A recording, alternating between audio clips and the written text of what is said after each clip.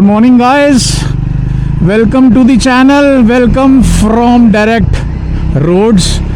भाई डिलीवरी हमने ले ली थी और डिलीवरी का जो एक्सपीरियंस था that was pretty much good because to be honest ये नया शोरूम था जो कि मेरे एक किसी कस्टमर कम फ्रेंड ने मुझे गाइड किया था कि भाई द्वारका ट्रायम्फ खुला है नया, तो they are offering some kind of deals. So let's come on the price. सबको प्राइस पता ही है, बट ये गुड़गांव रजिस्ट्रेशन के साथ it was quoted me around 319 to 82 to be precised, और I got some deals, I got some off on the insurance, so मुझे थोड़ी सी कम पड़ी।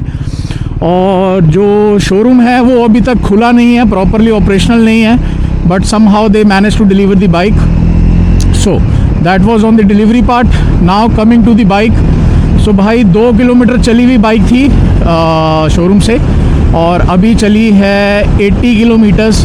तो ये कोई टेक्निकल, कोई ज्ञान वाला कोई रिव्यू नहीं है, ये बस मेरा रिव्यू है कि मुझे अभी तक बाइक चलाने में कैसी लगी, क्या इसका फर्स्ट इम्प्रेशन है। क्योंकि एक राइड प्लान करी है, मे बी इस वीडियो के बाद आपको वो वाली वीडियो नज़र आए।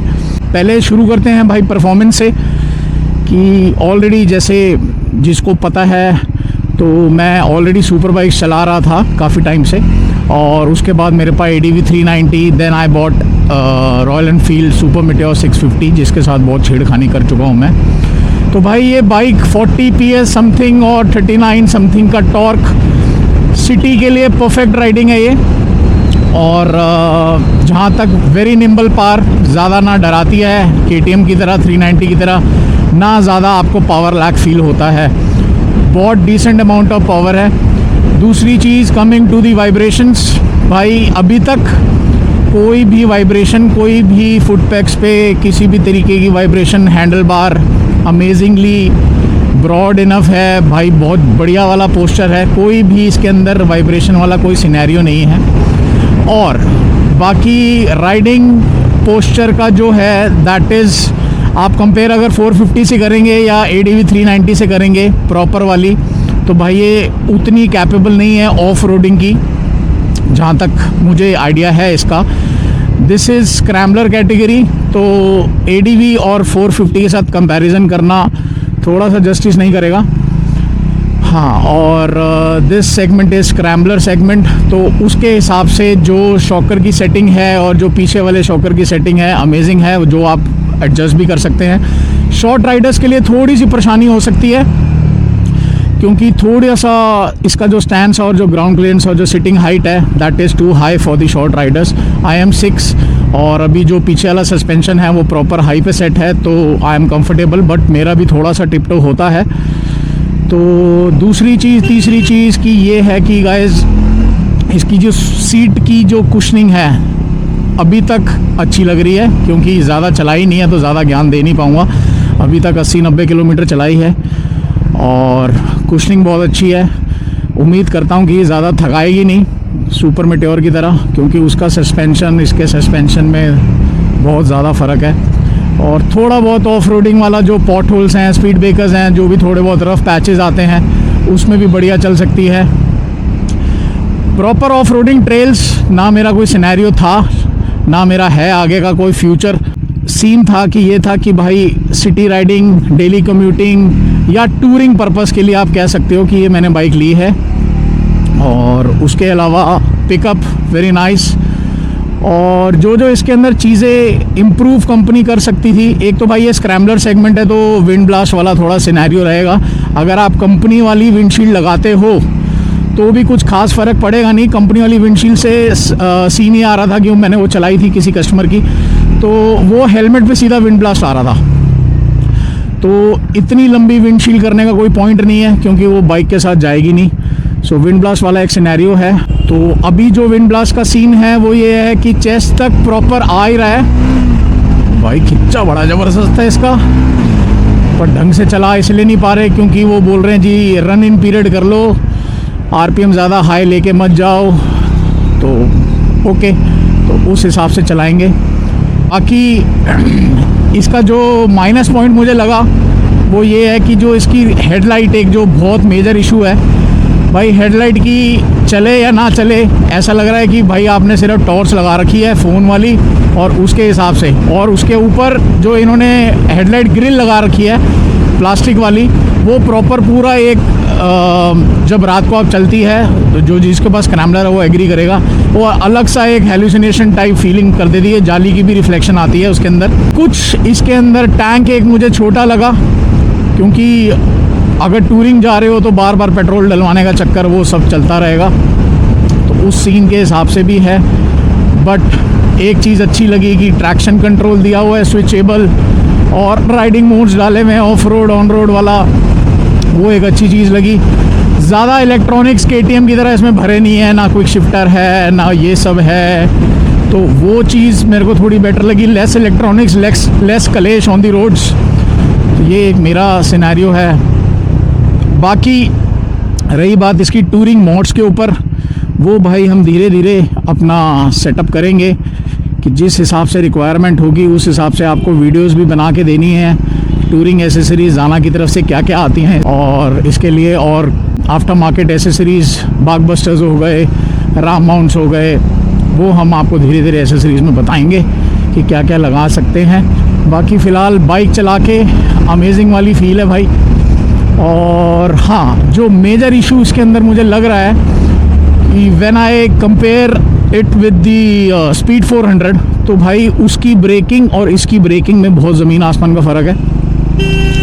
क्योंकि इसकी जो ब्रेक बाइट है that is too weak in front of speed 400, तो हाई स्पीड में अगर इमरजेंसी ब्रेकिंग आप करने की सोच रहे हो तो ये इतनी जल्दी रुकेगी नहीं, विच इज़ फाइन। कंपनी ने कुछ सोच समझ के दिया होगा, क्योंकि ताकि आप ऑफ रोडिंग में क्रैश ना करो इमरजेंसी ब्रेकिंग के टाइम।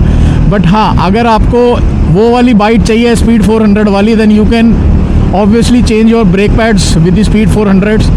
ये थोड़ा ऑर्गेनिक मटेरियल वाले ब्रेक पैड्स हैं, वो सिंटेड आते हैं, तो थोड़ा बहुत ब्रेक बाइट का वहाँ से फ़र्क पड़ सकता है। एवरेज का भी मैं कुछ कमेंट कर नहीं पाऊँगा, क्योंकि हार्डली 100 किलोमीटर चली है बाइक, और फ़िलहाल 1000 रुपीज़ का पेट्रोल मैंने इसमें डलवाया था, तो अभी तक फुल टैंक से एक टैंक कम दिखा रहा है। और अगर मैं मीटर की बात करूं तो मीटर पे शो कर रहा है ये भाई, मीटर पे 24 किलोमीटर्स की एवरेज ये अभी फ़िलहाल हमें शो करके दे रहा है। ये जाम के चक्कर में मैं किसी गली में घुस गया हूँ, क्योंकि आगे मुझे जाम लग रहा था। चलो कोई बात नहीं, ऑफ रोडिंग टेस्टिंग हो जाएगी। आज है अष्टमी, जय माता दी गाइस। और भाई, और इसका जो मेजर वाला रिव्यू हम बना के देंगे, वो बना के देंगे जो अपकमिंग राइड आ रही है। सर्विस कॉस्ट, ये कॉस्ट, वो कॉस्ट, मेंटेनेंस, ये इसके बारे में जब तक हम सर्विस कराएंगे नहीं तब तक हमें पता चलेगा नहीं। बट टू बी ऑनेस्ट, जो कंपनी बोल रही है कि फ़र्स्ट सर्विस 500 या 1000 पे आप करा लो, उसके बाद 16,000 किलोमीटर का इंटरवल है, तो भाई वो मुझे सेंस नहीं लगती। क्योंकि हम इंडिया में राइड कर रहे हैं भाई, एयर फिल्टर गंदा होगा ही होगा, ट्रैफिक में चलती है तो तेल जल्दी बर्न होगा ही होगा, घर ख़राब होगा ही होगा। तो वो वाली कैटेगरी में मैं फ़िट नहीं बैठ सकता, क्योंकि मैं तो भाई बाइक के लिए थोड़ा ज़्यादा सनकी रहता हूँ। 5000 किलोमीटर में मैं तेल भी चेंज कराऊँगा, मैं कूलेंट भी चेक कराऊँगा, और मैं एयर फिल्टर और थ्रोटल बॉडी भी क्लीन कराऊँगा। तो भाई ये वाला सिनेरियो मेरे साथ नहीं है कि 16,000 पे ही करानी है, क्योंकि मुझे वो इंटरवल इंडियन रोड्स के हिसाब से थोड़ा सा ज़्यादा लगता है। तो लेट्स सी, बाकी कंपनी ने बोला है तो कुछ सोच समझ के बोला होगा। वो वाली ट्रायल भी कर लेंगे हम 1000 के बाद वाली। तो भाई एक दो इश्यूज जो और इसके अंदर लगते हैं मुझे personally as a owner of the bike, कि यार एक तो बहुत स्केरी सीन है इसका, जो नीचे आपका सम गार्ड दिया हुआ है, जो रेडिएटर की बॉटल है वो बिल्कुल चैम्बर के नीचे दे रखी है, उसके साथ एक एल्युमिनियम की प्लेट दे रखी है। इन केस अगर बहुत बढ़िया वाली ऑफ रोडिंग के टाइम, ट्रेल के टाइम ये पत्थर रोड़ी कंकड़ कोई लगता है, तो बैश प्लेट बेंड होने के साथ साथ, आई डोंट नो, स्ट्रॉन्ग लग रही है देखने में बैश प्लेट, बट अगर वो इम्पैक्ट लेता है तो कूलेंट वहीं का वहीं ख़त्म है, क्योंकि कूलेंट वाली रेडिएटर वाली जो बोतल है वो वहीं दे रखी है। वो थोड़ा स्केरी है। दूसरी जो मुझे लगा पर्सनली चला के, अभी ट्रैफिक था बहुत सारा, वो मैं कैमरा में रिकॉर्ड कर नहीं पाया, फक्ड अप ट्रैफिक जैम था, तो भाई अभी जो कहता है कि ये बाइक हीट नहीं होती है, तो भाई दिल्ली गुड़गांव का टेम्परेचर इस टाइम चल रहा है ऑलमोस्ट 38 डिग्रीज़, और बहुत अच्छी खासी बाइक हीट होती है भाई। लेफ़्ट साइड राइट साइड दोनों शिन वाला पार्ट और काफ वाले पार्ट पे हीट आप बहुत अच्छी वाली फील कर सकते हो। और एक चीज़ जो सबसे ज़्यादा एनोइंग है इस बाइक की, वो है इसका रेडिएटर का कंटिन्यूसली जो एनोइंग साउंड होता है ऑन होने का। वो भाई ऐसा लगता है कि पता नहीं कितनी ही बड़ी और कितनी ही ह्यूज इंजन वाली बाइक हम चला रहे हैं कि कंटिन्यूस उसको ठंडे करने की ज़रूरत पड़ी जा रही है।